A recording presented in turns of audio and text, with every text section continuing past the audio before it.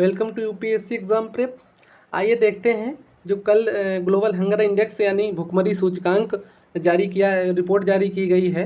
उसमें भारत अपने 4 पायदान पर फिसल कर अब 111वें नंबर पर आ गया है 125 देशों में। तो भारत सरकार ने इस रिपोर्ट को रिजेक्ट कर दिया है। तो आइए इसके बारे में जान लेते हैं। तो भारत भुखमरी सूचकांक 2023 के बारे में जानते हैं। ये भारत 2023 ग्लोबल हंगर इंडेक्स में 125 देशों में 111वें स्थान पर है, जो पिछले साल के मुकाबले भारत इस सूचकांक में 4 स्थान फिसल गया है। भारत सरकार ने इस रिपोर्ट को त्रुटिपूर्ण और गलत बताते हुए इसको खारिज कर दिया है।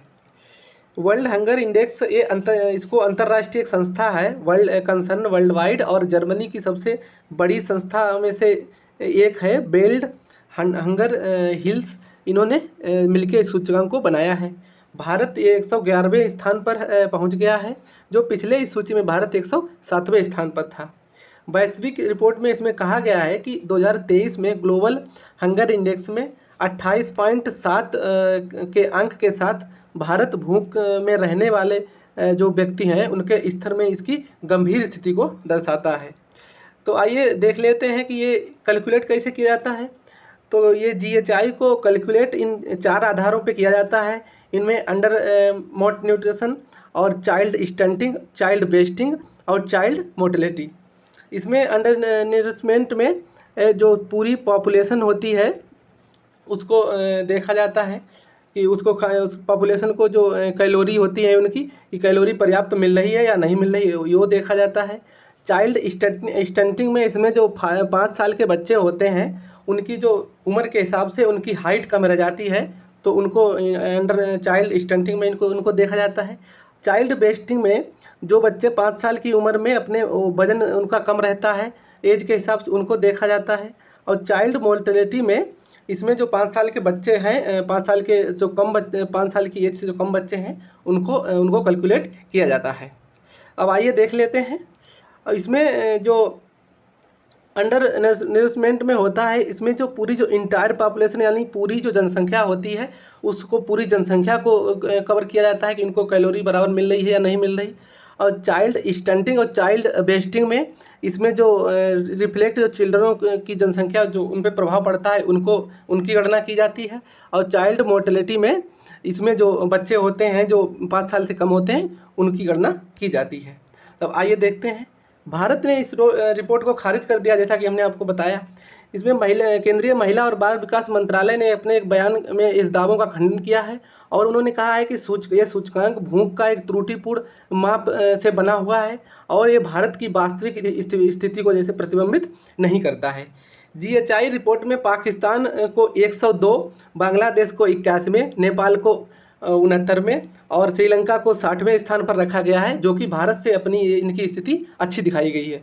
दक्षिण एशिया और उप सहारा अफ्रीका में सबसे अधिक भूख वाले स्तर दक्षिण एशिया के देश और उप सहारा अफ्रीका के जो देश हैं वो भूख स्तर वाले सबसे अधिक स्तर वाले देश हैं। मंत्रालय ने इसमें कहा है हमारे भारत के, तो ये इसमें सूचकांक जो भूख का एक जो गलत माप है और ये गंभीर पद्धतिगत मुद्दों से ग्रस्त है। इस सूचकांक में गणना के लिए उपयोग किए जाने वाले जो 4 संकेतक होते हैं, जैसे हमने आपको बताया, उसमें स्वास्थ्य से संबंधित और पूरी आबादी का प्रतिनिधित्व ये नहीं करते हैं। इसमें GHI रिपोर्ट में इसमें कहा गया है कि भारत में जो चाइल्ड वेस्टिंग की दर है ये सबसे अधिक 18.7% है, जो कि अति कुपोषण को दिखाती है। चाइल्ड वेस्टिंग की श्रेणी में वे बच्चे आते हैं जिनका वजन पर्याप्त रूप से बढ़ नहीं पाता, जैसा कि हमने ऊपर चर्चा करी है। अपर्याप्त भोजन अथवा डायरिया और स्वास्थ्य जैसी बीमारियों के कारण उनका वजन कम हो जाता है। उसकी ये मेन कारण भूख से उनकी ऐसा नहीं होता है, इसके लिए और भी कारण जिम्मेदार होते हैं।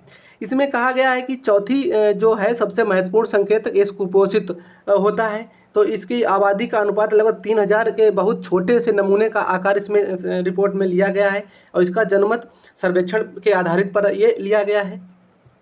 इसमें भारत ने अल्पपोषण दर की 16.6% और 5 वर्ष से कम बच्चों की मृत्यु दर 3.1% है। रिपोर्ट में ये भी कहा गया है कि 15 से 24 वर्ष की जो आयु की महिलाएं हैं वो एनीमिया से उनकी व्यापकता 58.1% है। ओवरऑल अगर हम देखें तो ग्लोबल हंगर इंडेक्स में इसमें ओवरऑल स्कोर की पोजीशन अगर, तो इसमें ये वेटेज के आधार पर, तो इसमें अंडर मॉड न्यूट्रिशन को 1/3 का वेटेज दिया जाता है, चाइल्ड स्टैंडिंग में 1/6 का वेटेज, और चाइल्ड वेस्टिंग में 1/6 का वेटेज, और चाइल्ड मोर्टेलिटी को 1/6 का वेटेज दिया जाता है। कुल मिला के इनको सबको मिला के तब ग्लोबल हंगर इंडेक्स को स्कोर किया जाता है। इसमें जो जिसका स्कोर 9.9 यानी 10 से नीचे आता है वो लो कैटेगरी में आते हैं, और जिनका स्कोर 10 या 20 से 10 के और 20 के बीच में आता है वो मॉडरेट स्थिति में होते हैं, और 20 से जो 34.9 यानी 20 से 35 के अंदर में आते हैं उनको सीरियस कैटेगरी में रखा गया है, और 35 से जो 49 यानी 50 से के बीच में है उनको अलार्मिंग स्थिति में है ये, और 50 से जो ज़्यादा में है वो एक्सट्रीमली अलार्म स्थिति में रखा गया है।